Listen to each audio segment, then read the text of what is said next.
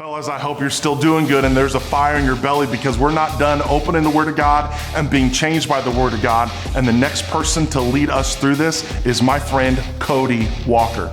He is the lead pastor of a church that he planted called Hope City Church in 2014, just 3 years after much of Joplin was flattened by an EF5 tornado.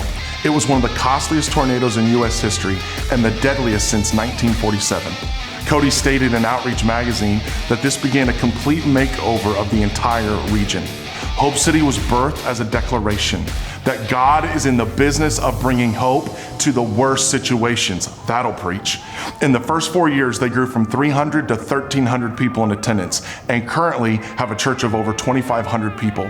Hope City Church has been listed in the top 100 fastest growing churches in the country over the last 3 years. In 2021, they planted their second church in Springdale, Arkansas, and strive to plant a network of churches for the unchurched. Cody enjoys hunting, cars, and of course the St. Louis Cardinals, but his primary passion is spending time with his wife and their 3 children. Would you please welcome to the stage, Pastor Cody Walker. Man, y'all having a good night? This is good. I'm already filled up. I'll tell you this, we're talking about crossing lines, and I can't wait to tell my wife when she asks me how the conference went that there was a miner on stage being shot at with paintball guns as he was dressed up in a duck costume. Here's the deal. So y'all that are married, you're with me. You know when you've crossed a line, right? Because your wife looks at you and she's like, what on God's green earth, would cause you to do that? And I had that happen this summer. My son's with me at the conference. I was super pumped that I was able to bring him. My son's name's Jace, just turned 18. He's my best friend. In fact, right before we came out, he's like, man, Dad, I want to pray for you. He's just an amazing dude. Now, I say all that because my goal in the summer, every year when we go to the lake, is to injure him. That's literally my goal. Now, some of you know this, so we go tubing, and the older he's gotten, the more mouthy he's gotten, and so we've got this rivalry going, and some summers he gets the dub, and some summers he gets the loss. And this summer he got the big loss. And so I can say it with him here. There's this pride that wells up in me. He came out of the water bloody at one point. It was beautiful.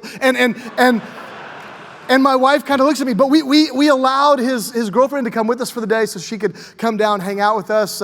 And she, I don't know if she thought it was going to be romantic or what, but she's like, well, we could ride the tube together. And me being a dad, I was processing all this. She's like 118 pounds wet. And she's very, we call them butterflies. The girls are butterflies, in our home. So we try to take care of them, delicate flowers, And so I want to just kind of show you how this went. She's the one sitting on the right side of the tube. And she's the one that you'll see here in a moment fly off the tube and smack her face. So check this out.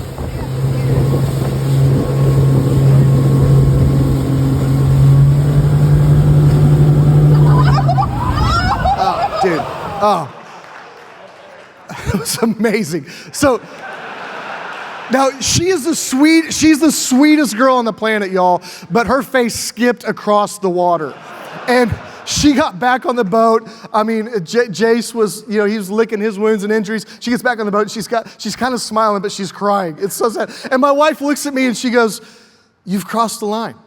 You've crossed the line." And I'm like, I realize that now, we all realize it in hindsight, but I love this topic. I love what we're talking about because in what Trey said, and man, every time I hear Trey preach, the Spirit of God just flows out of him. And I know you felt that as he talked, but man, hearing Trey talk about our purpose, what I want to do is I want to dive in a little bit further in just the little bit of time we've got tonight into the details of how this plays out. And so I just want to get a little bit more specific. One of the things I love about being in a room full of men is that we can be unfiltered. And so if I could just tell you a little bit about my personal story, because here's what I believe, that life leaves its marks on us. That's what I told Jace after we got back to the lake house that night. I said, hey, she's going to remember it. She's going to remember the trip, it left a mark on her emotionally, physically, but that's life, right? It leaves marks on us. Some of you could tell stories about just the moments that life has marked you. And so for me, man, growing up, I'm just gonna give you a short snippet of my story. My dad bailed on us. So at a young age, I grew up in a single parent home. He was a womanizer and he went after the world, and he became an alcoholic. He was everything that you shouldn't do. He didn't care about the things he should have cared about, the things that he should have cared about. Us, man, we were left to fend for ourselves. That was me at the age of 1, right? And so then my mom, this is just the way my mom is, her personality. She loves everybody and she always sees the best in everybody. And so she marries, after several years, she marries her second husband, my stepdad. And my stepdad was a poser. And he showed up on Sundays for church and he acted the way you're supposed to act at church, but during the week he just made our life hell, like literally. And I can remember moments, in fact, one of the moments that marked me, a moment in my story that, your storyline has plots, it has plot points. And you can literally, if somebody said, hey, tell me a little about your story, there's just things that pop to the surface that are like a movie reel that play in the back of your head. And this was one of those moments for me. And it's when my mom and him were fighting in the parking lot of a Casey's convenience store. And my mom yells at me at the age of 12 and she says, go to the payphone and call the cops. And as she's yelling that, he's trying to rip my little brother out of her arms. I mean, you don't forget that stuff. These are moments that begin to shape you as a man. And what you think your purpose is, it gets thwarted, it gets convoluted, it gets challenged. I mean, even as a 12-year-old, I'm like, how do I even navigate this? But the worst moment as I grew up to become a man came my sophomore year in high school. And my mom had divorced her second husband. She got into her third marriage a few years later. And my stepdad at that point was just kind of, he was just a mess.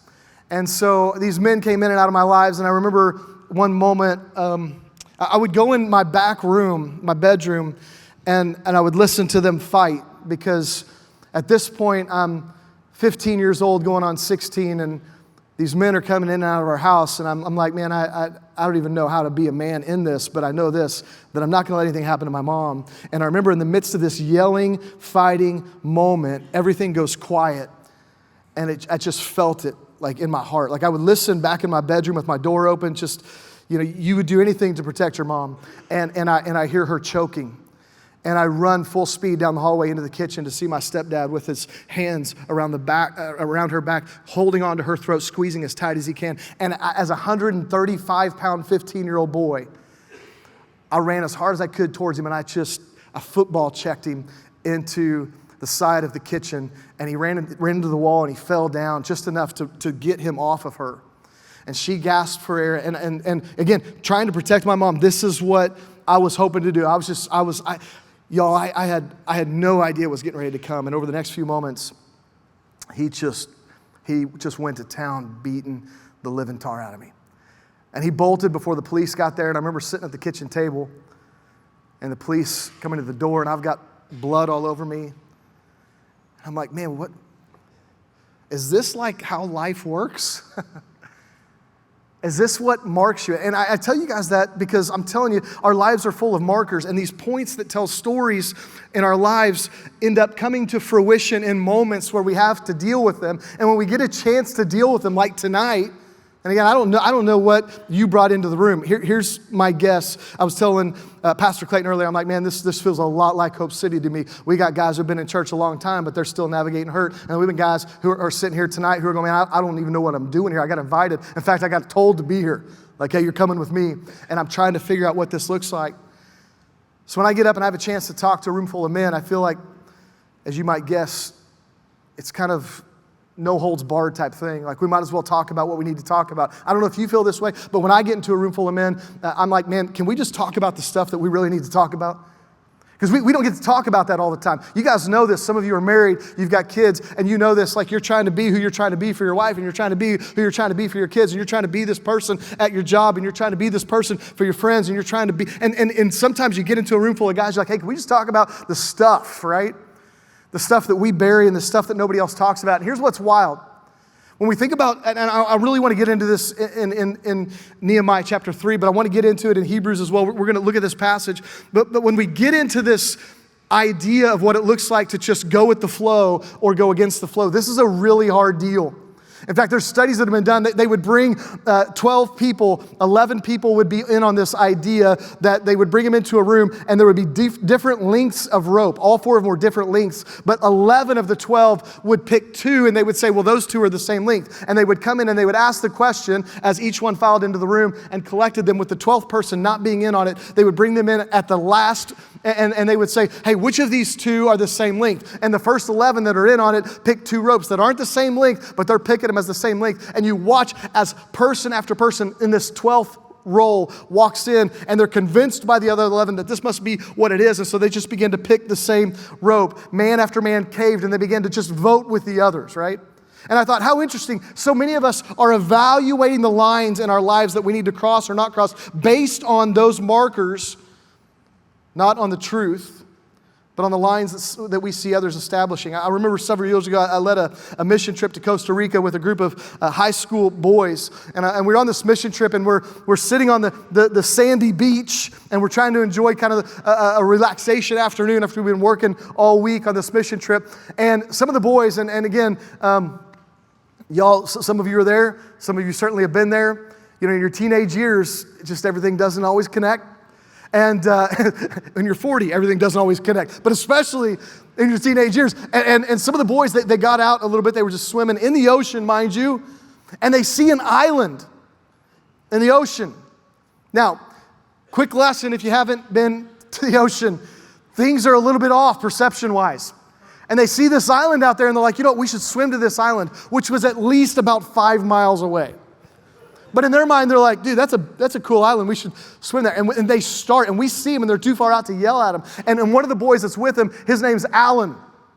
And Alan was not in shape. He was a shape, but he was not in shape. And Alan, because, y'all, and I watched him grow up as a freshman into a senior, and I watched him, and Alan wanted so bad just to belong. Just to blend in, just to go with the flow, to not stick out. And so he starts swimming with these boys. And I knew that none of the boys would have been able to make it to the island. But I think what would happen, and it's certainly what did happen, is a lot of them would have realized it as they got further out, and they would have had the energy to swim back. The problem is, as soon as they realized that it was way further than they thought, as they started to swim back, Alan didn't have the energy to get back. And so we see this taking place, and my heart's just sinking as one of the local Costa Rican gets on a boogie board, and he goes out and he saves Alan, and Alan gets back to the shore. And I remember that moment that Alan got back to the shore. Certainly Alan had good intentions. But the problem was Alan crossed a line in which he needed to be rescued. So some of the lines we cross are good, some of the lines we cross aren't. And as he got back, I didn't have to say much to him. Alan knew that his gauge for measuring reality was a bit off, and it almost cost him his life. And here's what I want to share with you tonight. So many of us strive for a life of normalcy. We just kind of want to go with the flow. I can remember so bad as a teenager just wanting to not have a life of chaos.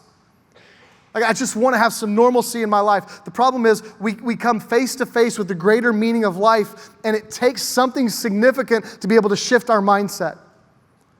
Like I just want to toss this out tonight. After listening to Trey's talk, can I just share this with you? Man, tonight, God literally, some of us have a divine appointment with God tonight.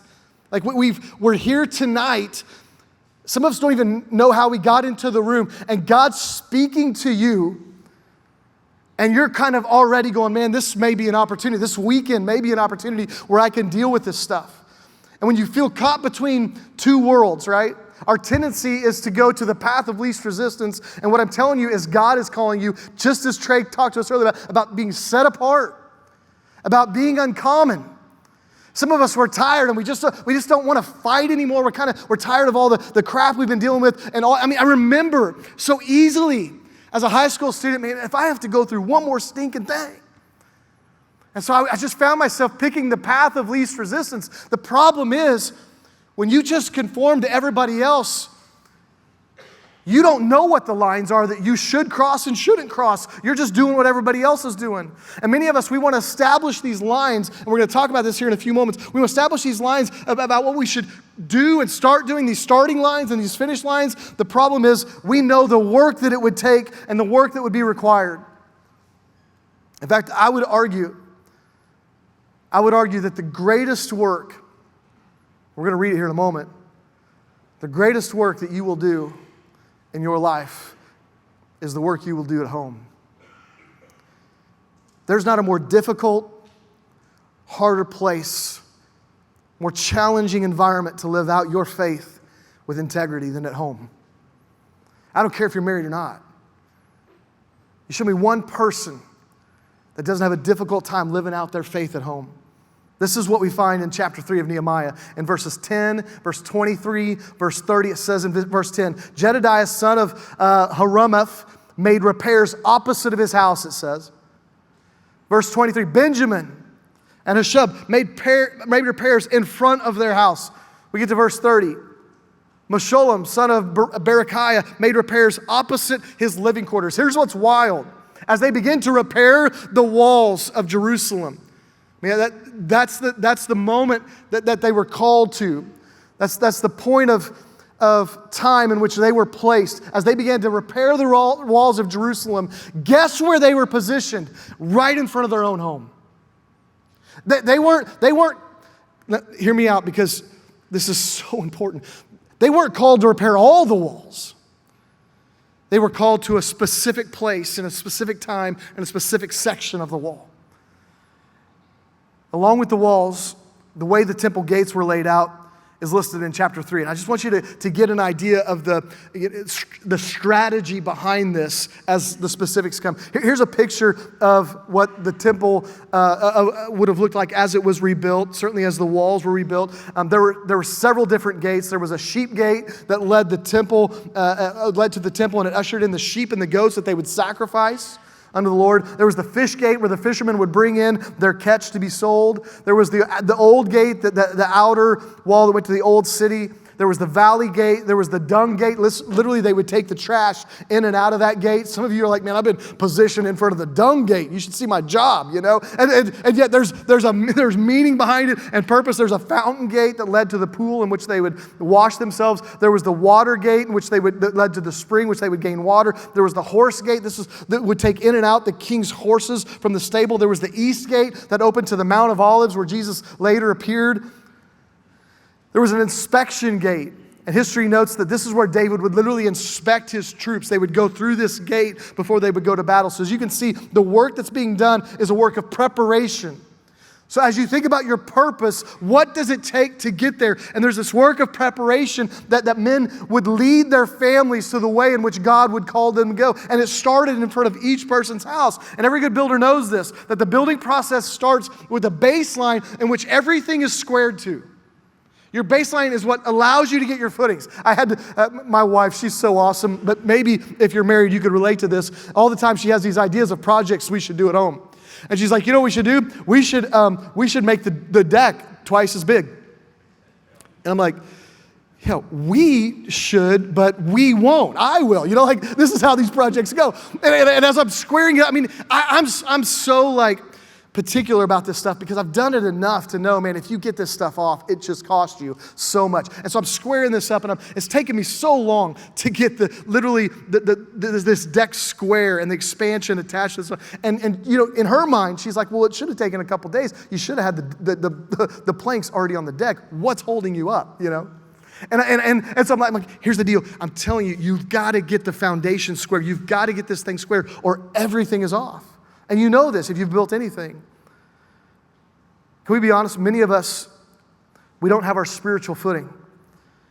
And when it comes to our families, because there's no baseline to build from, we're just floundering. And like the men in Nehemiah, to establish the line, we have to do the work. And much of that work is a work of preparation.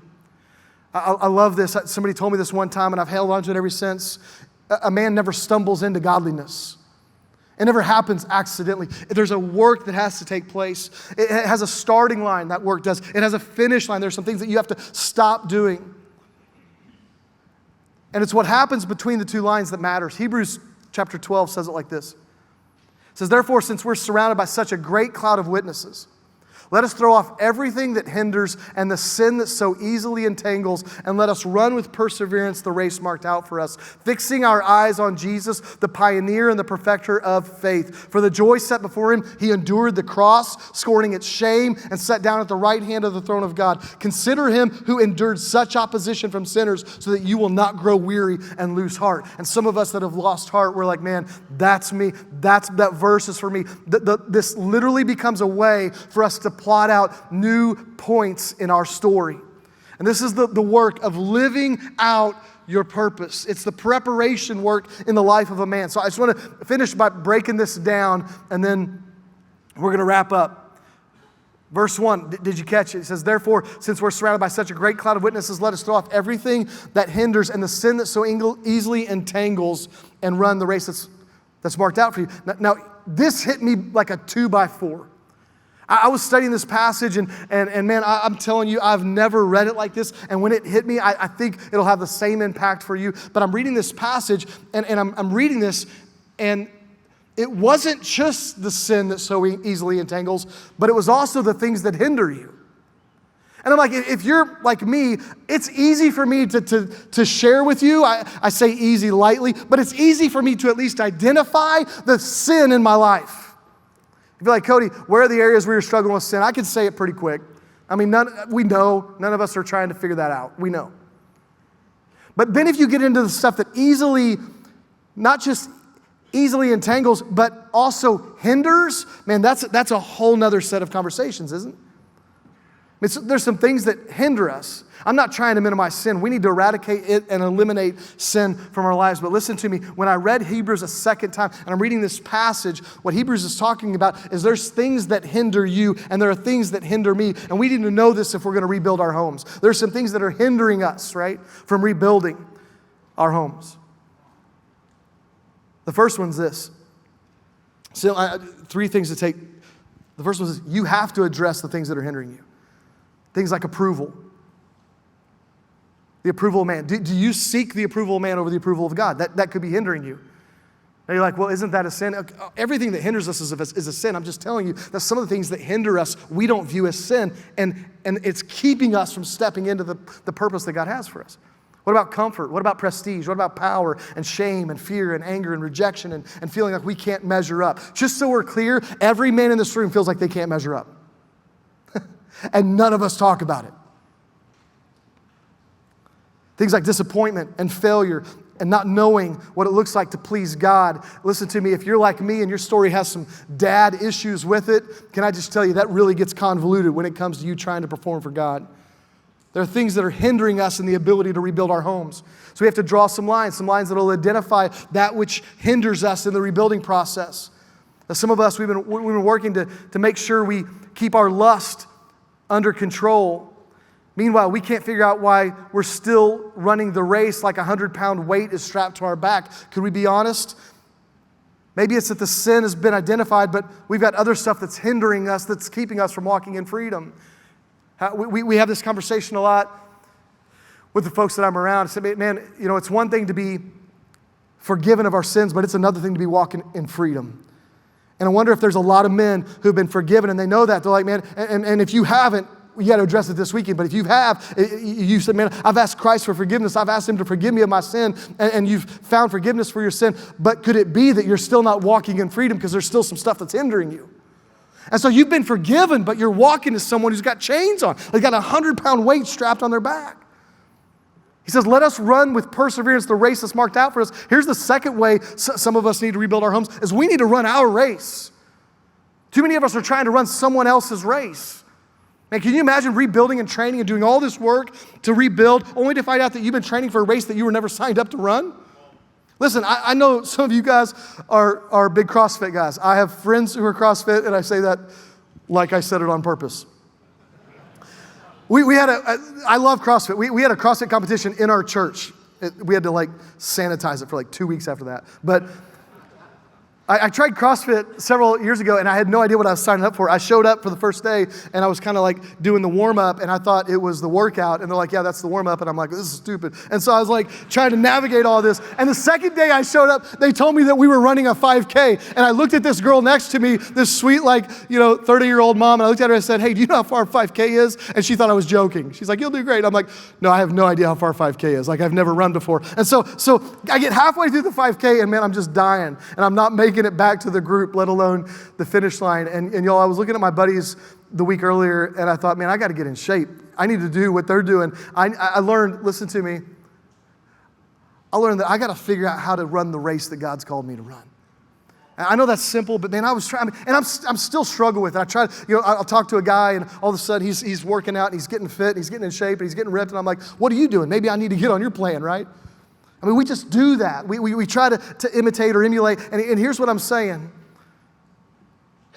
We play the comparison game, man. We look at someone who's got more money and a better title and, quite frankly, a better life, and we start telling ourselves we just need to work harder and do more and accumulate more, and we get down the road, and we find out that the race that we're running isn't our race at all, and we're chasing something that we were never meant to chase, and we're all working to live someone else's life and defining our starting and finish line by their race and not the race that God has called us to. And Hebrews reminds us that the rebuilding work that God has for us, especially in our homes, that God has a plan marked out for you. And each of the builders in Nehemiah had different skills in different sections of the wall. They weren't all working on the same section. They didn't all have the same issues. And if we're going to rebuild, we have to start asking God, what is the plan that you have marked out for me and my family? You know what? This hit me as a pastor. I was sitting in a seat one day as I was listening to our lead pastor preach. I was a youth pastor at the time, and he was talking about this passage that had nothing to do with what I was thinking, but I was talking about how, man, I had a vision for all these things. I had a vision for my job and all these people around me, but I didn't have a vision for my own home. And we have to begin to see that. And then the last thing he says is we have to fix our eyes on Jesus. And here's just how we're going to wrap up tonight. Paul says, fixing our eyes on Jesus, the pioneer and perfecter of our faith. For the joy set before him, he endured the cross, scorning its shame, and he sat down at the right hand of the throne of God. Consider him who endured such opposition from sinners so that you will not grow weary and lose heart. Why is it important to fix our eyes on Jesus? Because if we're going to rebuild our homes, listen to me, Paul answers it at the end of verse 3. If we're going to rebuild our homes, it's going to take hard work, and you're going to have a tendency to grow weary and lose heart. You know why? Because it's freaking hard. It's hard. And a lot of us are thinking, man, I'm not sure I can do this. I've screwed up a lot of things. I've screwed up a lot. And I want to encourage you to hang on to this word tonight. Because in the book of Nehemiah, 38 times the word repaired is used. Repaired. Like God didn't screw up when he created you. He created you, and sin is working to destroy you. And God is like, man, I want to do this repairing, this restoration work in your life, not because you're a mistake, but because I want you to be restored to who I created you to be. And the work of restoring the temple in the book of Nehemiah was a restorative work. So how do we keep from growing weary and losing heart? We keep our eyes on Jesus. Why do you need to be among men and in church every weekend? Here's why. Because it helps us keep our eyes on Jesus. And if we can be honest, we get distracted real easy. And we lock our eyes on Jesus. Yeah.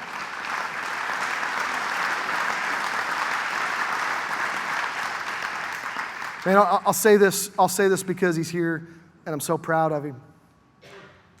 But my son just got offered a scholarship, a baseball scholarship, and the last 4 years that he's played travel ball in the summers, he's told his team every stinking summer that he can't play on Sundays. Do you know what happens on Sundays? That's what the championship games happen on Sundays.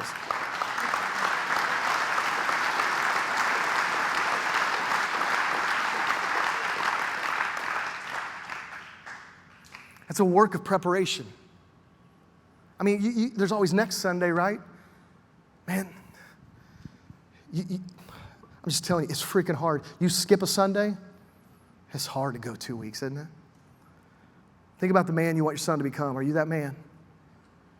Think about the man you want your daughter to marry. Are you that man? Think about the man you want your wife to be married to? Are you that man? And here's the thing, this isn't a guilt trip, but I want you to think about the man that your community needs. Think about the man that your job needs and this world needs and that your church needs. And ask yourself this, if I were to start plotting lines that were different lines in my life, things that I needed to start doing and some things that I could stop doing, because listen, we can't be marked by our past. We can't. At some point, we have to start changing some generational stuff. Right? So we can't be marked by the crap of the past. We can't be marked by our current mistakes. We got to start plotting some new lines. And if we're going to do this work, we have to keep our eyes locked on Jesus. So here's the deal. An uncommon life requires us to draw a line. And again, as we move to this time where we're going to respond, the question tonight is this: what line are you going to establish?